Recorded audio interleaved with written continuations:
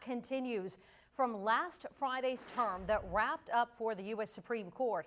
Big and controversial decisions were made. And these past couple of months, the Supreme Court issued rulings on free speech, the environment, student loans, and redistricting, and much more. Our Washington, D.C. correspondent Rachel Knapp joins us live to explain some of these rulings. Good evening, Rachel.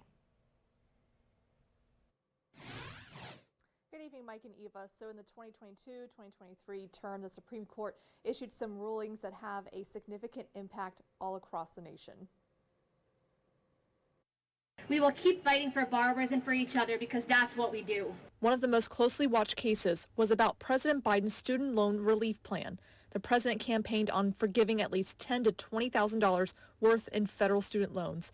But the court ruled the Department of Education lacked the authority under the HEROES Act to rewrite the statute to the extent of canceling $430 billion of student loan principal. The ruling is seen as a huge loss for the administration.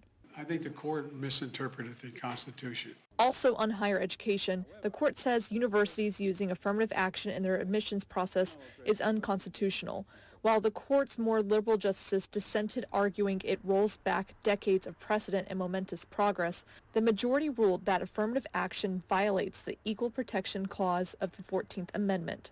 The court also released a decision on a closely watched redistricting case that would have shaped the way federal elections are held. Justices ruled that the state courts can curtail the actions of their legislatures when it comes to federal redistricting and elections.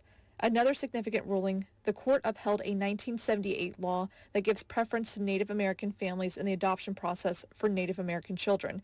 Native American people and tribes say the ruling was a huge win to keep kids close to their tribes and tribal identity.